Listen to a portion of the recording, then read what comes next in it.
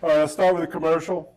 I am now the director of the Texas State Historical Association's publication program. We are 127 years old. We're the oldest academic press in the state of Texas. We've published over 230 books in the last 106 years. And nobody knows we're there, right? So that's why I'm doing this. We are also the oldest continuously published academic journal in the country. Take that, Massachusetts and New York. Now, I'm keying on that word continuously published. We've never missed an issue. As soon as I mess it up and we miss an issue, we'll lose that record, but so far I'm hanging in there. It's been about a year. So come to our events, watch the web, the internet for all kinds of information. If you have an idea for a book or an article, love to hear about it. We produce the Texas Almanac. We produce Texas Historian for the junior high and high schoolers. We produce Touchstone for the college students. We produce the Southwestern Historical Quarterly, the oldest journal. We produce books. I've got 19 in the pipeline right now. Just brought out a book on September the 12th called 11 Days on the Colorado. If you ever wondered what Houston and the Texas Army was doing between Goliad and San Jacinto, this is the book to read. And it has nice biographical appendices about some of the lesser known fellows that you might encounter in that book. So we're very busy. We have all kinds of things we're doing. We'd love to have you involved. We're growing back after a little bit of dispute. Not all that's settled yet. Not all the bodies are buried, but we're working on it. Among the books I'll be bringing out is a book on a Unionist from Texas. He had 20 cousins and brothers who fought in the Confederate Army. He left Guadalupe County and became a captain in the 1st Texas Cavalry USA. So that's why I can tell you, Johnny, there is a Union soldier buried in the Texas State Cemetery. His name is E.J. Davis. And I think he still holds the record for having the tallest monument there because his brother came over from Florida and made damn sure of it. Since everybody was mad at him for what he'd done as governor of Texas. So that's one. Another book I'm going to bring them because I'll be frank, I gave it to Texas A&M Press in January of 23. It's 20 months later, and I haven't even gotten an email from them. So I don't think they love that book. It's about Texas cotton in the Civil War. And I will go ahead and answer the question that I'm sure is burning a hole in every one of you. Why in the heck would you write a book about such a boring topic? That's what I thought when I started this. Because my dissertation director got one book contract in his entire life. His name was Tuffley Ellis. He was the former director of the TSHA, the Texas State Historical Association. I'm the only one that ever finished a dissertation under him. That was a journey. And in 1980, he got a contract to do, because he loved Texas and he loved cotton. I don't know why. You'd have to ask him, but you can't. He passed away. He got a contract to write a book on Texas cotton in the Civil War. This was his burning desire. He passed away 42 years later on his 97th birthday, January 22, without finishing that book. And what he used to threaten me with for several decades was, I'm going to die and I'm going to leave you to finish this book. And I would laugh and say, no. Well, he got the last laugh. He convinced me to agree to do this book. I did not know it was in 20 boxes out in a shed in the backyard, but I found that out. So a year later, I got the book together, and I found that my dissertation director, being the kind of fellow he was, had really brought out an incredible amount of research, a lot of good writing, and he was so close to really telling a story that not only needed to be told, but it has to be told. It's something that had been ignored and passed by so many times by so many writers. Maybe you've even heard variations of this story. We heard a version of it earlier this year, and it was a very well told story. I'm not going to say that. But when we got down to the nuts and bolts and the numbers and the data, it just wasn't there. But boy, it's going to be there tonight, so hang on. Now, here's the setup. Lost cause pride has many roots among Texans, most notably the fact that Texans fought in every theater of the war, from Arizona to Pennsylvania. There's also another truth, though. Texas coast was never successfully invaded, and that allowed trade through Mexico to continue throughout the war. That means Texas will end up exporting 1/3 of all Confederate cotton that left the United States during the Civil War. 1/3. That provided millions of dollars for the Department of the Trans-Mississippi, and it will be channeled to the department through the efforts of a series of state and Confederate agencies that we're going to talk about tonight, and then I'm going to show you the numbers. Texas cotton was a booming business before the Civil War. We produced a little over 431,000 bales of cotton in 1859, which is the last census year before the war began. That's 7 times more than we produced 10 years earlier. You can see from the numbers up there, we produced about 58,000 bales. The increase then is 643% in 10 years. That's growth. In 1859, Texas produced 8% of the U.S. total. The American states produced 5.5 million bales of cotton in 1859. 8% of that came out of Texas. Now, where did that go? Most of it was exported, of course. The number one export of the United States in 1859, as it had been since the 1820s, was cotton. The North is a good customer. We've all heard about New England textile mills, but Britain was a better customer. They were the real boom economy that we're feeding. What's the major port? Where's all this cotton going out? Galveston. Galveston shipped 77% of all cotton that left Texas in 1859. 77%. There's only one other port on the Gulf of Mexico that ships more cotton than Galveston, and that's New Orleans. I mean, be fair, right? That's the Mississippi River.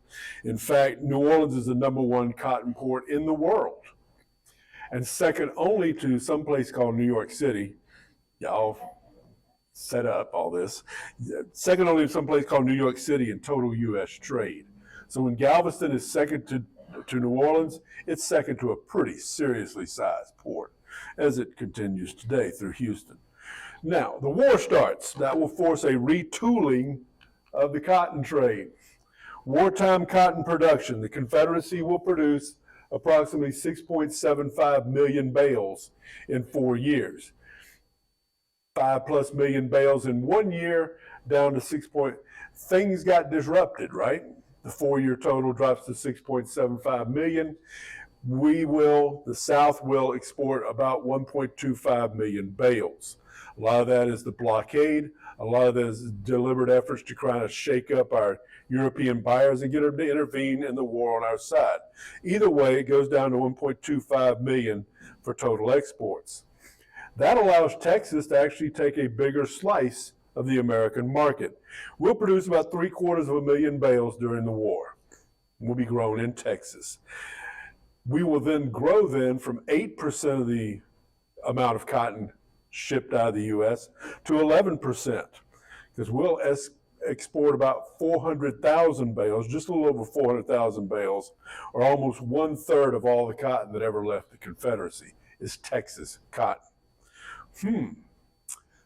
And yet, Stephen Wise, who wrote a book called Lifeline of the Confederacy, says that Texas cotton trade was negligible and of no import in the course of the war. That is the standard book every grad student reads on Civil War blockade running and the cotton trade. Maybe Tuffley was onto something, right? By the way, where did all these numbers come from? There were a lot of crazy, obviously very lonely history professors around 1907 or 08 who actually cranked all these numbers while the records were still available and fresh. It's amazing. Kind of frightening to think my life might have taken that turn, but there it is. Now, what about the blockade? Well, absolutely. The blockade began in June of 1861. It will eventually total several dozen ships.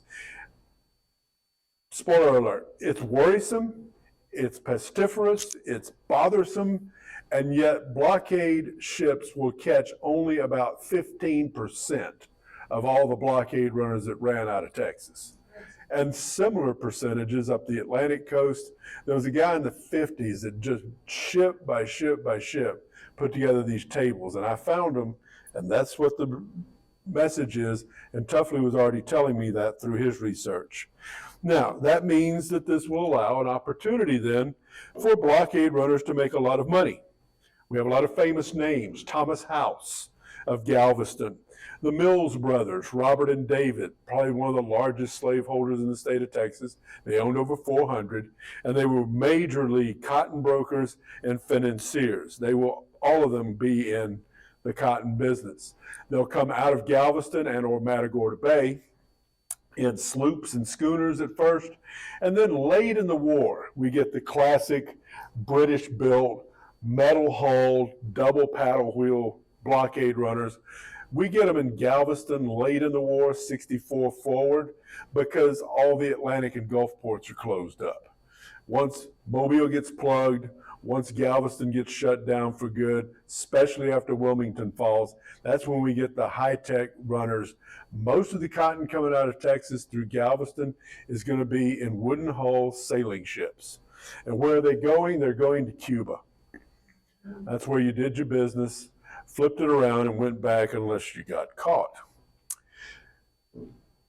So we have blockade runners, we've got Galveston, but actually most of the cotton went out through Matamoros. That will be the Texas ace in the hole. Some good pictures of it.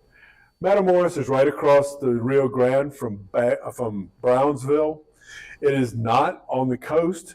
Therefore, a small fishing village called Baghdad became the real place that you landed your stuff, and then you took it by road to Matamoros, which is where the businesses were. Shifting this over, Matamoros will take in 79% of all Texas cotton. The world changed, didn't it?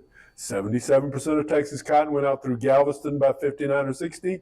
2 or 3 years later, 79% is going out through Matamoros. Another 3% will go into northern Mexico and stick. There were some cotton mills in places like Monterrey and down towards San Luis Potosí and Zacatecas.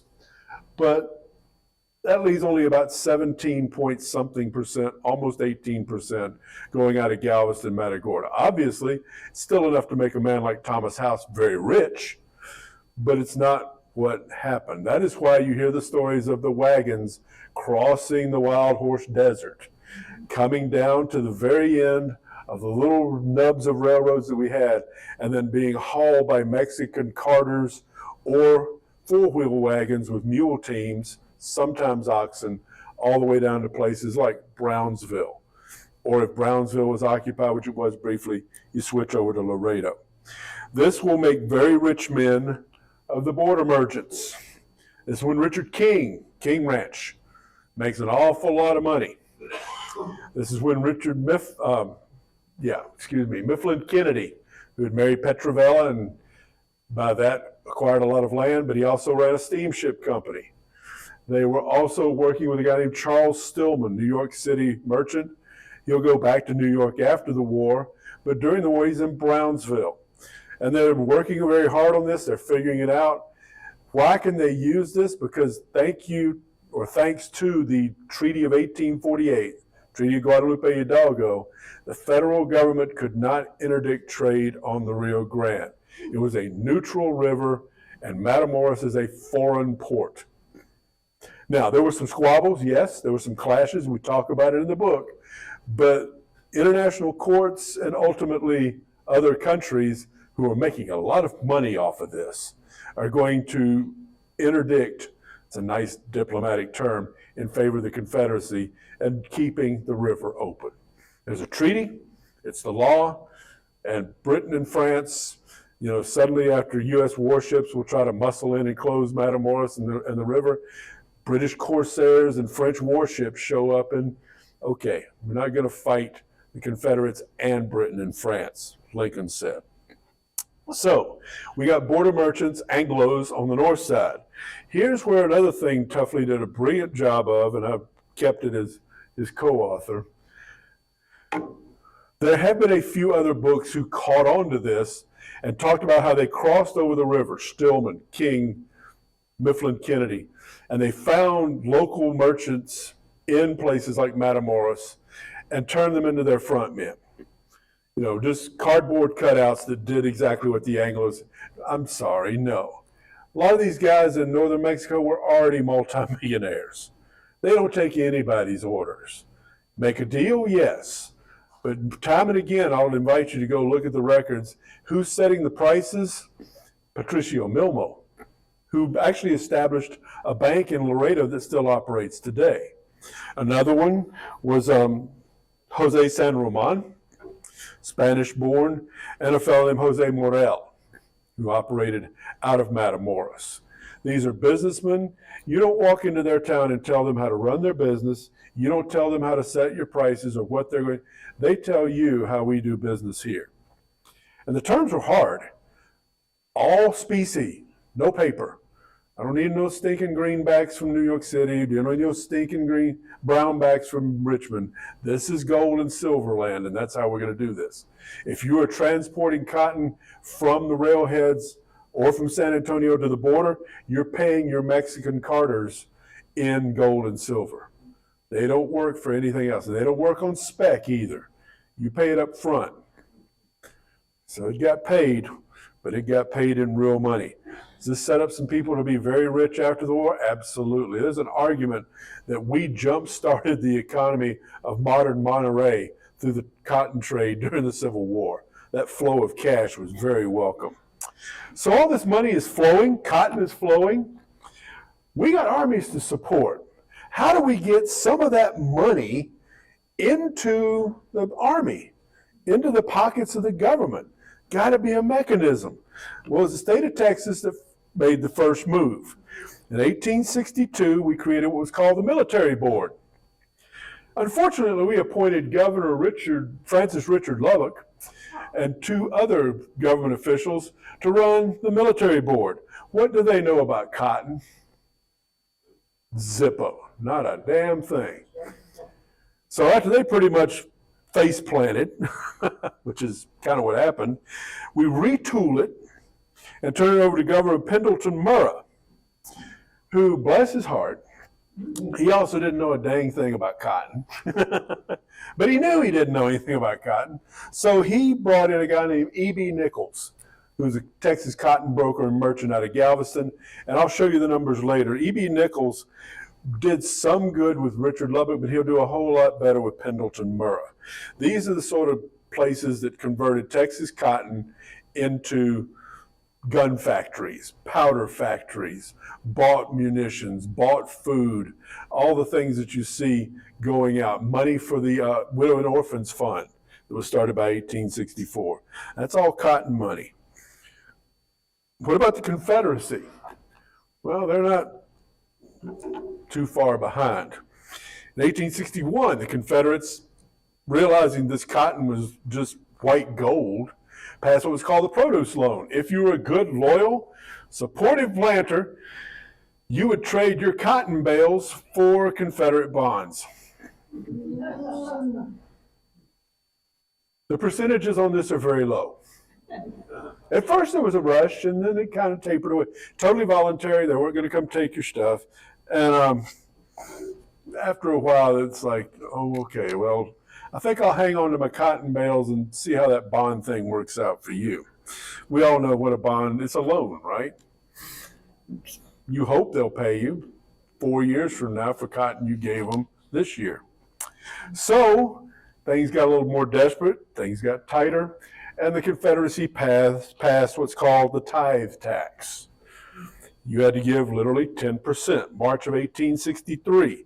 This is mandatory. You don't get to say no. It was certain agricultural products, cotton being number one on the list, 10%. That produced some, but not enough. I'll show you the numbers in a little bit. So the War and Treasury Departments went around the Confederate Congress and started sending their own personal agents into places like Texas to buy cotton. The most famous of these agents is Simeon Hart of El Paso. He shows up a lot in the book, but there were several agents, and they're all competing with each other. So you begin to get a picture that if you're a cotton grower in Texas, the state military board wants to talk to you. They want you to buy bonds in Richmond. They're sending down agents from the War Department. They're sending down agents from the Treasury Department. There is a non-voluntary, mandatory tithe tax of 10%. Getting complicated to grow cotton in Texas, isn't it?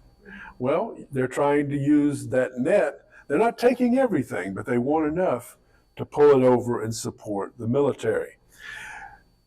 You got to cross the river, right? So Paul Octave Hebert, Brigadier General in charge of Texas, had the brilliant idea to regulate the border trade by charging you money for a permit to cross the river. That's a thought. Can't cross your cotton into Mexico without a permit. This is the one that John Bankhead Magruder will continue when he shows up after Hebert is removed in the fall of '62. Magruder takes over. He looks at the books and says, well, that's not a bad idea. Ultimately, Jeff Davis will tell him, yes, it's a bad idea. Why do I have this third fellow, Brigadier General Hamilton P.B.? Because while the bosses are arguing about it at state level, it's B's job down on the Rio Grande to collect the $5 a bale. He was not a very popular man, and you were supposed to collect it in specie. Again, you show up having paid specie to a carter, and there's a Confederate officer standing there with his hand out saying, $5 a bale, please. All of this is designed to bring some of the money, not all of it, into the coffers of the Confederate Army and government. They're fighting for survival, right? We'll back off of this later once we win the war. But what if you don't win the war? Then in '63, we add a third layer. You got the cotton guys from the state out there.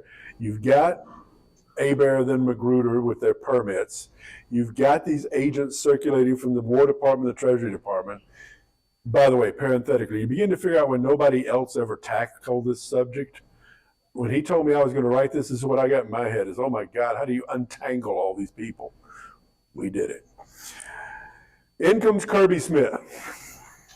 Spring of '63. Within months, he's told Vicksburg has fallen. You're on your own. And so Kirby Smith goes to a meeting of the governors of the Western Confederacy and says, here's my plan. We're going to have a cotton bureau. And that cotton bureau is going to feed money into my Army of the Trans-Mississippi with cotton.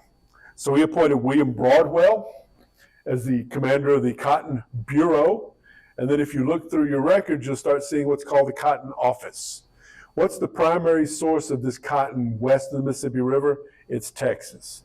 So the main satellite office, Cotton Office, was in Houston. First commander was William J. Hutchins, former mayor, railroad man, cotton broker from Houston.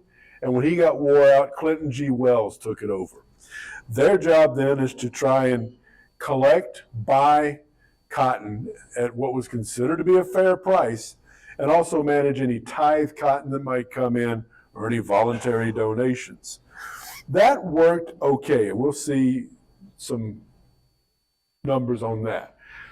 It didn't work well enough then that Kirby Smith, Magruder, and others aren't considering impressment. Instead of asking you to sell your cotton, they will show up at your farm and tell you you're going to sell your cotton at market price, usually about 8.5 cents a pound. Does that sound horrible? Well, the average price per pound in 1860 before the war was only 10 cents. There's really not much of a shift, especially if they'll pay in specie. Well, that's one of the sticking points. And also, sometimes they don't have cash, so they're just going to give you an IOU.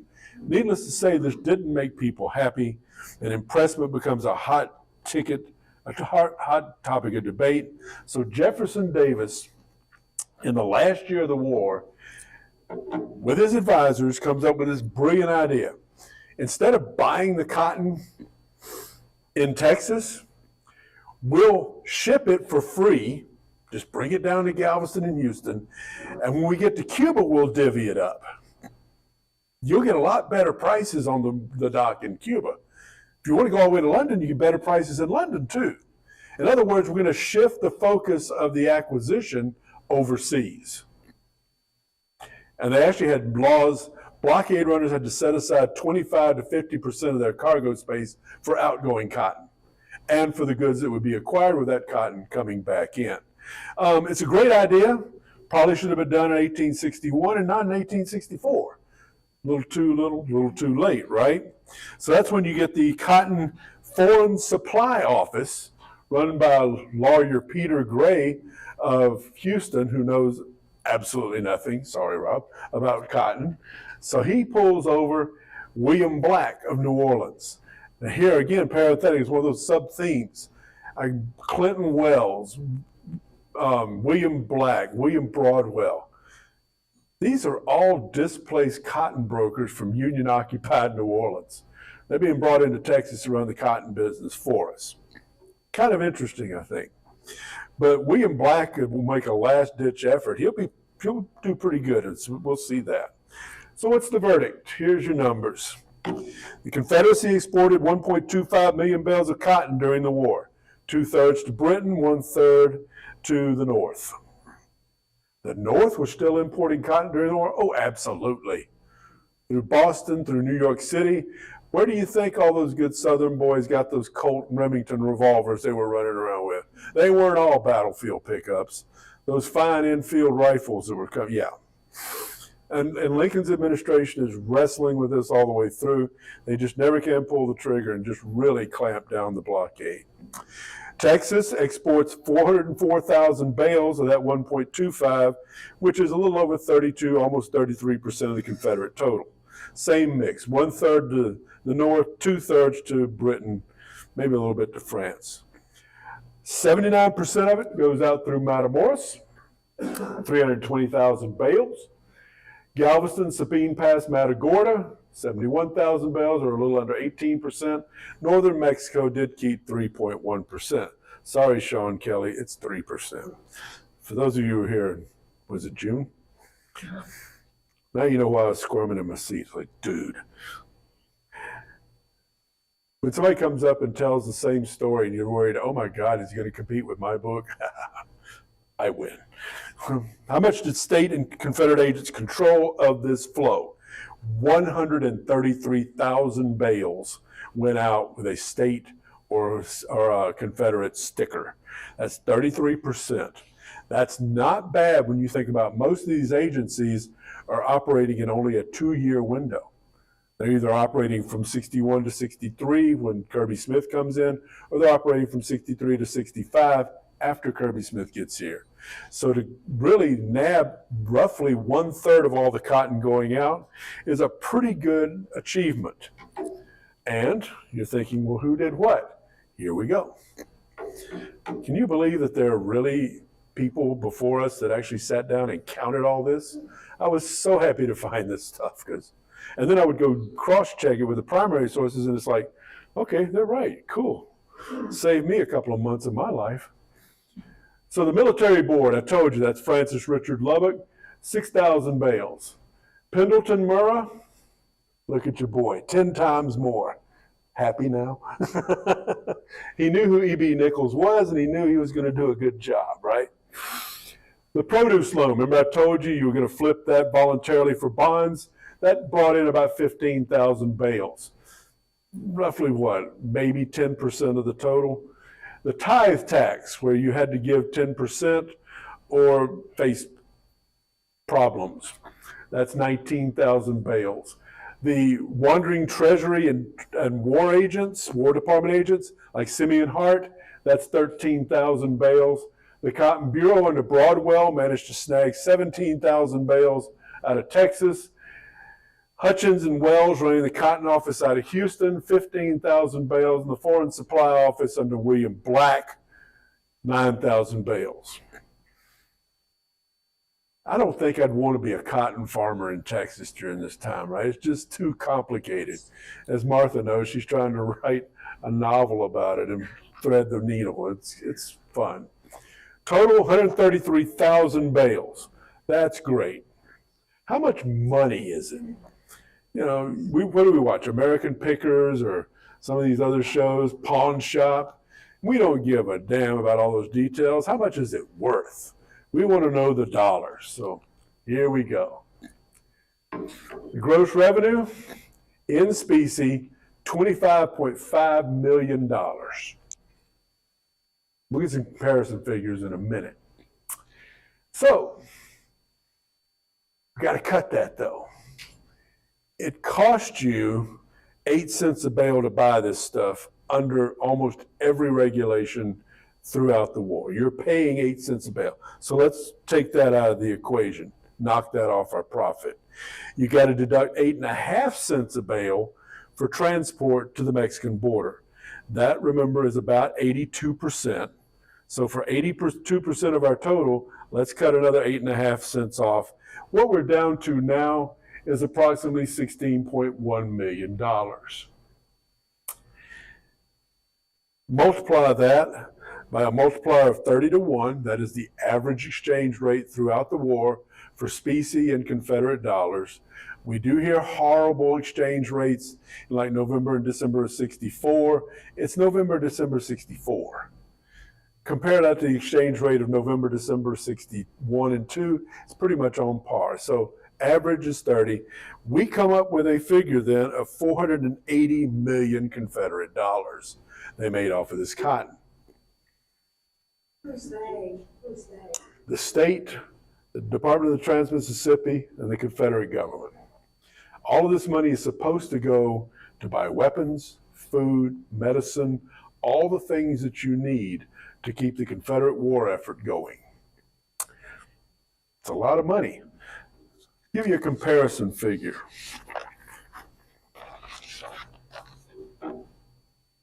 See if I got it on here. Yep, there it is. Confederacy to support Kirby Smith from 1863 to 1865, Richmond sent him $93 million. He made 5 times more off the cotton trade. I'll remind you, Stephen Wise said the cotton trade was negligible and of no import in Confederate operations. Are you talking Confederate dollars? Yeah, Confederate dollars. Yeah, I should have, the CSA sent 30 million, they're not going to send 93 million of somebody else's money. But CSA dollars, 16 million is 480 million in Confederate dollars, which are still good until about December of 64. And that's when Mr. Black steps in and boosts up the cotton exports. Always going to be a struggle to get specie, but you have to have specie if you're going to play the border game. Got to. You can always get specie in Cuba if you can get there. That's where you see a lot of it. Let's compare this then. 480 million in Confederate dollars to support the Confederate war effort versus the 93 million that Richmond sent Kirby Smith. Pretty small. And you say, but what about all those taxes? Here's the figures. Texas paid a little under 8 million Confederate dollars in taxes during the whole war.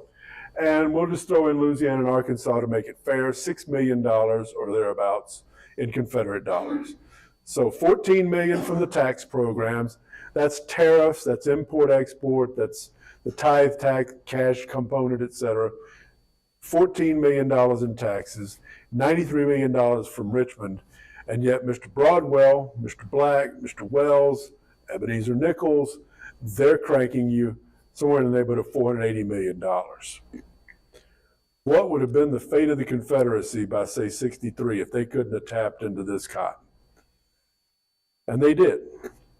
They did spectacularly well. That's my argument for all this. William Hutchins, when he stepped down in November of 64, he was the director of the Cotton Office in Houston, remember? Provided a good summary of what he had done up to November of 1864, which is in about a 2-year time. He wrote, quote, "Many of the guns and most of the powder that made Confederate victories possible at places like Mansfield and Pleasant Hill have been acquired by his agency. Likewise, the forces led by Rip Ford that retook Brownsville and those that continue to defend the Rio Grande border have been, quote, mainly supplied by the Cotton Bureau and Cotton Office. Finally, Cotton Bureau personnel had purchased the only supplies imported for the Army in the Trans-Mississippi for the past 2 years. And by November 64, they had completely paid off the previous year of debt that had been incurred during the first year and a half of the war. I think they did a pretty good job. Like I said, though, I'm not sure I would want to be a cotton farmer because they're looking for me. By the way, this kind of reinforces that notion that the blockade wasn't terribly effective, was it? They found a back door. In fact, one guy wrote a book about this a long time ago, called it Back Door to the Confederacy. And it's a history of Baghdad and Matamoros. When the war's over, though, and we call this an obscured legacy, what do we mean by that? After the war, it became very popular to trash the state and Confederate officials and officers engaged in the cotton trade. It became a commonplace story that they were fraudulent, corrupt men that ripped off the Confederacy, ripped off Southerners, ripped off Texas, and died rich. So I devoted a chapter that I wrote on my own. And you can understand why people might be angry. Impressment's going to make you angry. All these taxes you're having to pay that you never paid before are going to upset you. So you're going to be susceptible to the stories that these men would tell. Here's a good example, a selection of books you can still find on your library shelves. And they're really good for the period of time. Senator William S. Oldham from Texas was a prominent critic of Confederate efforts in the Trans-Mississippi. He was from Texas. He wrote that all military officers responsible for the cotton effort were dishonest or inept. They allowed, quote, speculators and swindlers to benefit. He said that Confederate agents, military agents, acquired more than 300,000 bales in the Trans-Mississippi. He's not far off, is he? But he valued it at $45 million CSA, of which less than 5%, he said, ever reached the Army. The cotton growers got about 10%. That leaves, 85% in the pockets of Broadwell, Hutchins, Black, Peter Gray, all the guys that were involved in the cotton trade. There's even a very modern book on Texas and Confederacy that echoes all of this. Almost the entire chapter on the cotton trade is borrowed from Oldham's book. Theophilus Noel, here's the second book here, Campaign from Santa Fe to the Mississippi, wrote a bitter 1865 memoir noting that while many of the men in his brigade from Texas had cotton impressed at home, they never got any supplies at all from any cotton sales or anything that the agency promised to deliver. So they came and stole the cotton from your wife and didn't bring you a fresh supply of underwear or guns or whatever you needed. 30 years after the war, a very famous book on blockade runners by William Watson, who was a blockade runner. He brought several into Texas during the war, scornfully recalled that Cotton Bureau personnel were, quote, pompous and overbearing, and they were not particular about what they seized, unquote. They, quote, took that which was most handy and could be conveyed to Brownsville with the least trouble. Well, he's a blockade runner. He's not going to like the boss anyway, the officials. Robert H. Williams is one that we quote a lot, even though we're kind of sure he never actually made it to Texas or where he was when he was here. He was an Englishman who became a Confederate soldier. Very colorful book, a lot of fun quotes. He published a 1907 memoir. First, he focused on B. Remember, I told you he's collecting the permits to cross the river. Now, he doesn't use anybody's real name. So B becomes General Wasp. Doesn't like him. General Wasp, greedy speculator who issued export permits only to his friends and used the cotton trade to make a lot of money for them and himself. He then goes on to talk about Simeon Hart, who he calls Warter, W-A-R-T-E-R. I think he means warthog. A, quote, New York Jew who was appointed by the government to clean things up, but proved to be even worse than those before him. Common thread, corruption, fraud. So did officials in Texas get rich? Not really. Most of them will die without a whole lot of money, and a lot of them will still be working hard in public service when they do pass away. Let's start with the state ones. Richard Lubbock, long after the war, is still working in low-paying government jobs. Pendleton Murrah didn't live long enough to have a whole bunch of money. He died of tuberculosis down in Mexico shortly after the war ended. E.B. Nichols is probably the best example. He was worth $100,000 in 1860. And after the war, and 5 years to recover his fortune, he's worth $100,000 in 1870. That's an awful lot of money that he must have lost. And between those 2 points in time, he founded the Bank of Galveston, became president of it when it became the National Bank of Texas, became a leader in real estate and developing Galveston, and had to put the bank in his wife's name when federal officials tried to confiscate it in 1867. Oops. Not going to find the money under his mattress, I guess. Well, how about the Confederate agents? How about Warder, Simeon Hart? Texas Attorney General William Alexander sent a letter to Washington that condemned Nichols, E.B. Nichols, Charles Stillman, Mifflin Kennedy, Richard King for profiteering, but he singled out Simeon Hart as, quote, the prince of all thieves. Federal authorities confiscated everything Simeon Hart owned in 1866, even though he had a presidential pardon in his back pocket. It took him 2 years to win his case in the U.S. Supreme Court and another 7 years to get his property back. And he died 2 months later. If he was a fraudulent fellow, he wasn't very good at it. How about John B. Magruder? He's one of the Confederates. Rumors flew that he took a lot of money.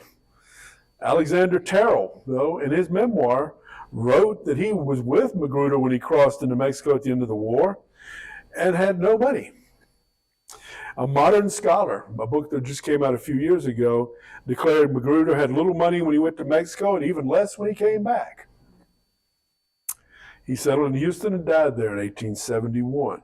B, he made a lot of money off he moved to Mexico and lived on a farm until 1876, moved a short time to Cuba, and then got a job at Texas A&M College, mowing the grass and tending the farm.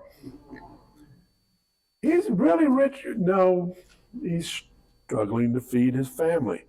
He will eventually make his way back to San Antonio, where he'll briefly serve as Commissioner of Insurance, Statistics, and History for the state of Texas. Kirby Smith, again, another one of those guys, he must have been, had $1,700 in specie when he crossed the river in 1865. There were 5 of his generals there, one of whom was Magruder, and he split the $1,700 with them. $1,700 out of $480 million. Again, if these guys are stealing money, they're very bad at it. He lived in Mexico, then Cuba, and when he came back to the U.S., he was destitute, so he became a professor at the University of the South, where he died in 1893. Now, you got to be really broke and desperate to be a professor, I know. Been there. Who did get any of this money? Well, B gave us one small clue. When he landed in Cuba, John G. Walker was there, and they had just sold a big pile of Texas cotton, and this is after the war. And basically, the broker's looking around, who do I pay this $7,000 in gold to? Walker snatched it. Right place, right time. So you get in the theme here that chapter 13 or 14 is pretty much a sad story. How about these guys? Well, Broadwell fled to Mexico, came back to New Orleans, opened up a cotton brokerage, and in 1869 he was on Jefferson, the Caddo Lake up at Jefferson, and the steamboat exploded. He was killed along with a whole bunch. There was a huge steamboat explosion in 1869. Caught fire and sank, and that's the end of Broadwell. Hutchins was worth $700,000 in 1860. In 1870, he was worth $200,000. Like I said, if they're stealing, they're not doing it well. He battled back. By the 1880s, he was back on his feet, and then by 1885, he was flat broke again. Quote unquote, intemperate speculations led to loss of interests in banking, in merchandising, and in railroads. Clinton Wells, the last commander of the Cotton Office, he signed his parole in 65, stayed in Galveston, became president of the Cotton Exchange, committed suicide in January 1885. Broke, intemperate speculations. Like I said, those who accuse them of dying rich, no. Peter Gray. Total worth after the war, $29,000. Oh, not John G. Walker. Come on. Why are we going that way? Peter Gray was worth $100,000 in 1860 and $29,000 in 1870. He did get an appointment to the Texas Supreme Court when the Democrats retook control of the state in 74 and died 2 months later of tuberculosis. They're pretty tragic figures, aren't they? Now, William C. Black, he's kind of one of my personal favorites. He goes home to his wife, Cornelia, with whom he had 6 children already, and he quickly has another son and names him Robert E. Lee Black. Talk about an unreconstructed Southerner. But on the downside, Union troops had confiscated his house. He had to live in rented quarters, and he died as an employee in a cotton brokerage. He died at the age of 63 in 1879. Did anybody get rich? I mean, is this just going to be miserable? Yeah. The private investors, the private brokers, the ones who provided transportation, some of these guys are going to do very well, aren't they? Richard King, where do you think he got that money for all that land he put together? Same with Mifflin Kennedy. On the other side of the river, San Roman was so wealthy by the end of the war that he decided he wanted to go home to Spain, and so he did, leaving his brokerage house in the hands of his nephews. Trusting soul, wasn't he?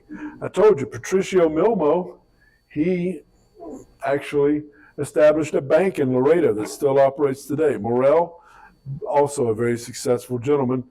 But again, the money was in the private speculators' hands, the guys actually doing the business transactions. What about over at Galveston? Yeah, Thomas House, tremendous fortune. His son will become a major broker, pawnbroker, you would call him, of political power in Texas, and a strong confidant of President Woodrow Wilson. That's Colonel House, if you ever heard of that fellow. That's Thomas House's son. Now, not all of them. Robert and David Mills died destitute in the 1870s, living respectively with family members. They lost everything. They leaned too heavily into investing in Confederate bonds, etc., which, by the way, will remain tangled up in federal courts and overseas courts until the early 1980s. If any of you collect bonds, you remember when the Dutch and Denmark dumped a bunch of stuff on the market. I have a suspicion that the guys who did make money, like King, Stillman, Morrell, San Roman, were perfectly happy to have memoirs coming out saying, hey, those government military guys stole all the money. Smoke and mirrors, right? While you're over there yelling at, poor old Magruder, I'm over here buying another 2,000 acres of land and reinvesting south of the river. I have a suspicion, but I can't prove that. None of them actually sat around at one of their parties and said, let's take notes about how funny we think all this is. Weird how they don't do that for us. So what's the point of the book and why I think it's going to make a difference? It's going to pull the curtain back from an obscured legacy. The guys who did run these agencies in Texas sustained the Confederate war effort west of the Mississippi River for a lot longer than it could ever have lived on the support it was getting from Richmond or from the small amounts that it could raise in the field through, just impressment, confiscation, etc. It's a tremendous legacy they left behind for the South, for the Confederacy. I think it deserves to be part of that lost cause story about Texas and Texas's role in the war. And so hopefully I will probably take this book away from A&M in the next few months and bring it over to TSHA, where there's a friendly editor. And I'll find a couple of reviewers who will tell me what's wrong with it, and we'll fix it. And maybe Tuffley will finally get his book out before another decade passes. Questions? Rob? Tell me who's actually getting the weapons, the ammunition, the uniforms, that is Quintero? Quintero is negotiating. There's also several agents in England. So you get these bad situations where Hart has promised that if you'll get a shipload of weapons into Matamoros, I'll bring the cotton down to the dock and we'll pay for it. So in May of 62, 3 Union English steamers show up chock full of guns and ammunition and medicine and blankets. And instead of the about 5,000 bales of cotton, Hart shows up with 75 bales and says, that's all I got. So there are agents whose job it is to procure. There are agents whose job it is to ship. What we're talking about here is who pays for it once it's sitting down there at the dock. And it's a tangled web. That's part of what Hutchins was talking about.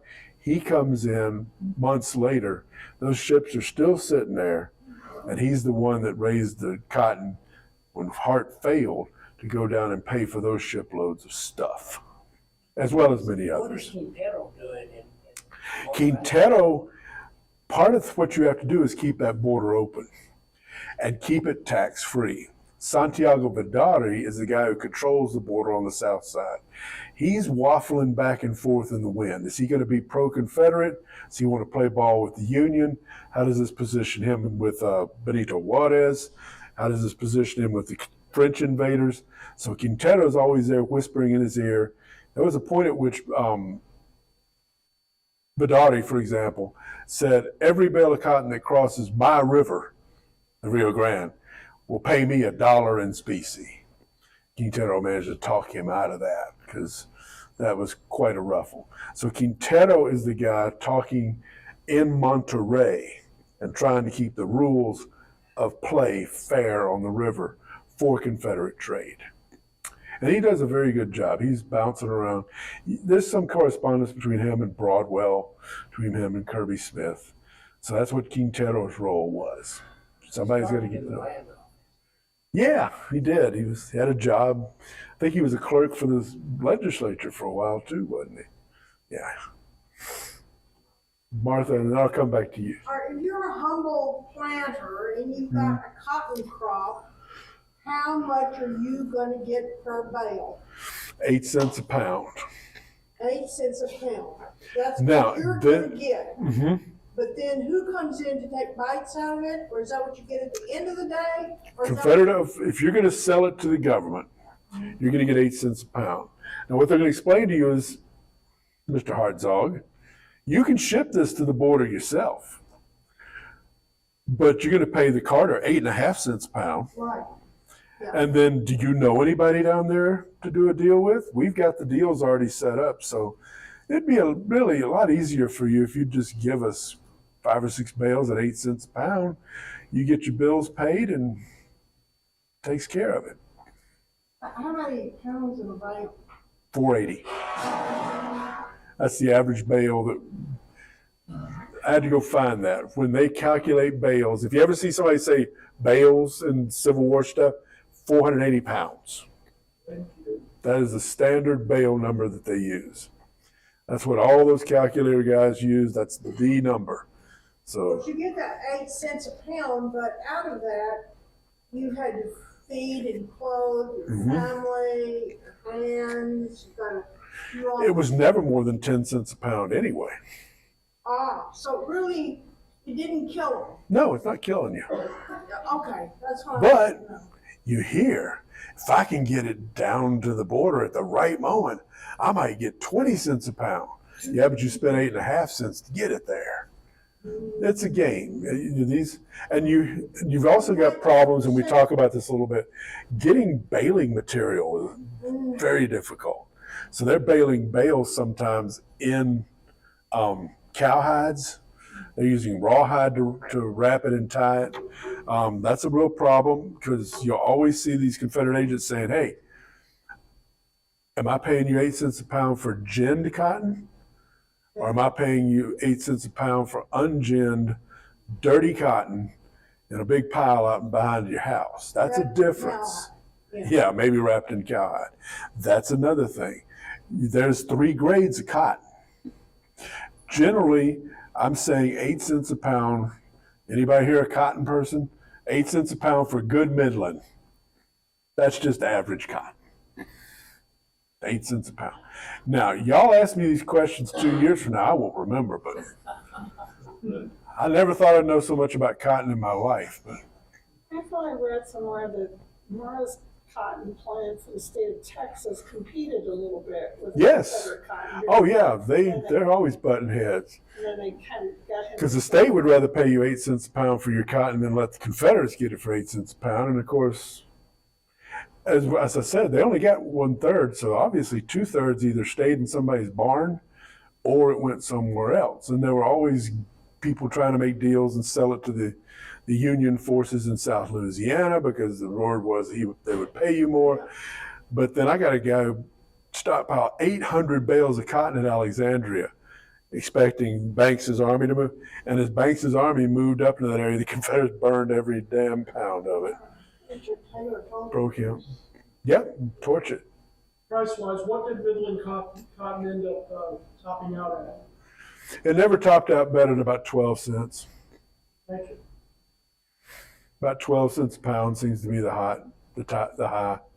And I can give you a lot of those old articles are online if you're really into digging through the prices and I stuff. looked at something the other day that said almost $1, so I was skeptical. Okay, you take that dollar figure, then you got to figure out, is that dollar greenback? Is that a U.S. dollar? Confederate dollar? Which markets it could be sold? What markets? And you're trying to boil this against what's the exchange rate versus the pound, the British pound. Of course, Mexican currency is all over the place. So that's part of the voodoo magic is trying to figure out, all right, you're telling me it's $1 a pound here, $2. Oh my God, he got $40 a pound in New York City. What kind of money? Or was it even money? Was it bonds? Was it so? I tried to stick as close to specie and excuse me, keep my goodness.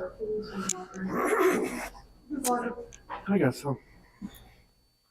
Tried to keep it stable. Asked and answered, thank you.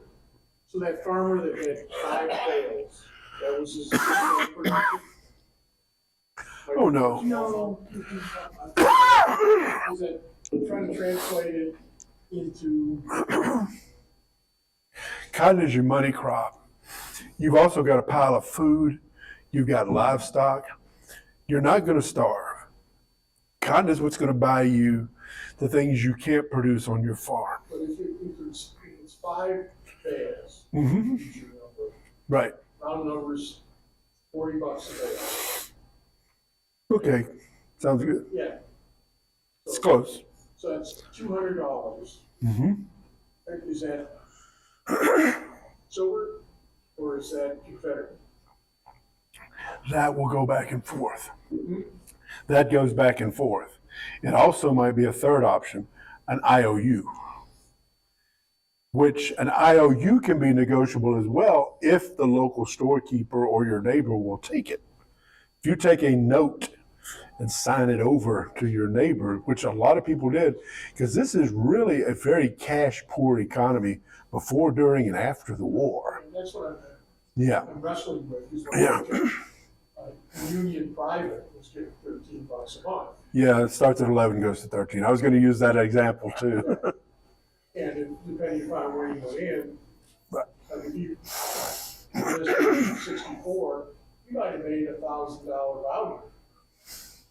If you got paid, no. You know, Again, you got paid your value. a lot of them after the war, though. That's, You usually got the bounties in increments of a third, a third, a third. that's true. So if they That's signed up absolutely correct. in the late 64, Yeah, they got $1,000, they got a couple hundred of it went in their hand, correct. they got a little bit more, Hmm. but they got it all before they got out. But it'd be in greenback, right? That'd be greenbacks, which is good, solid money. Which, Good par. typical conversion in that time Mhm. is 5 to 1. That sounds right. Yeah. Because I ran charts and all that kind of stuff. To put it in perspective, the farmers in Texas, they may have had plenty of food to eat, but they didn't have a whole lot of money to go run around and do other stuff. But then that's what I'm saying is some people I know have said, yeah, definitely it was a cash poor economy, but the barter system and signing notes to each other took the edge off a lot of it.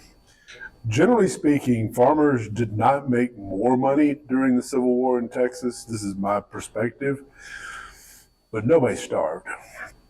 Unless you were just, your guy went off to the war, got killed in the first year or two, you could have a serious problem as a widow woman with 3 or 4 kids. And that's why you get those women in the widow and orphans funds being put together by the legislature. Now, then you get some weird stuff like one way they started paying them midsummer '64 is congratulations, you get 200 yards of gray cloth from the penitentiary. Very cool. Gray cloth. We got a pile of it, so we don't have a whole lot of cash, but here's 200 yards of gray cloth. You can sell that or trade it for food or whatever. But generally speaking, there was a slight decline in the economy, but at the same time, there were some clever fellows who made good money. In Texas, I would rather have been in Texas than in Georgia or Virginia or Tennessee, that's for sure. Which a lot of refugees indicated by voting with their feet. They came here during the war. Some of them never went back. Any other questions? A fellow back here has been holding his hand up repeatedly. Did we already run over your question? You mentioned a type of legal tender, species. Specie is gold and silver. Yeah. And it does not really matter what country coined that gold and silver. It's really, what I'm fascinated with is any country's currency and any private company's currency was legal tender for the federal government all the way to 1932.